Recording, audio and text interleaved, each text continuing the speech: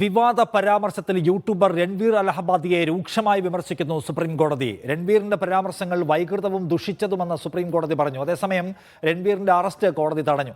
YouTube ഷോയിലെ അശ്ലീല പരാമർശത്തിലാണ് രൺവീറിനെതിരെ കേസെടുത്തിരുന്നത്. PR Aravind വിവരങ്ങളുമായി ഡൽഹിയിൽ നിന്ന്. അരവിന്ദ്, എന്താണ് രൺവീറിന്റെ ഈ പരാമർശത്തെക്കുറിച്ച് കോടതി പറയുന്നത്? എന്താണ്?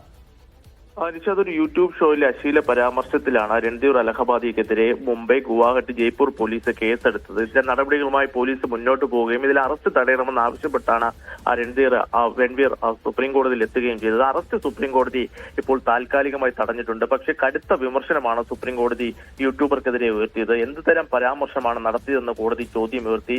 തീർത്തും അപലപനീയമായ പെരുമാറ്റമാണ്. ഇത്തരത്തിൽ മാതാപിതാക്കളെ അപമാനിക്കുന്ന തരത്തിലുള്ള പരാമർശങ്ങളാണ് യൂട്യൂബർ നടത്തിയത്. രൺവീറിന്റെ പരാമർശങ്ങൾ വൈകൃതവും ദുഷിച്ചതുമാണെന്നും സുപ്രീം കോടതി ചൂണ്ടിക്കാണിച്ചു. ഇത്തരം പരാമർശങ്ങൾ ആവർത്തിക്കരുതെന്നൊരു നിർദ്ദേശം കൂടി സുപ്രീം കോടതി നൽകിയിരിക്കുകയാണ്. അതിലും താൽക്കാലികമായി ഇപ്പോൾ അറസ്റ്റ് തടഞ്ഞിട്ടുണ്ട്. കൂടുതൽ കേസുകൾ ഈ പരാമർശത്തിൽ കൂടുതൽ സംസ്ഥാനങ്ങളിൽ കേസെടുക്കുന്ന ഒരു നിർദ്ദേശം കൂടി ഇപ്പോൾ സുപ്രീം കോടതി മുന്നോട്ട് വയ്ക്കുകയാണ്. ശരി, PR അരവിന്ദ് വിവരങ്ങൾ നൽകിയത്.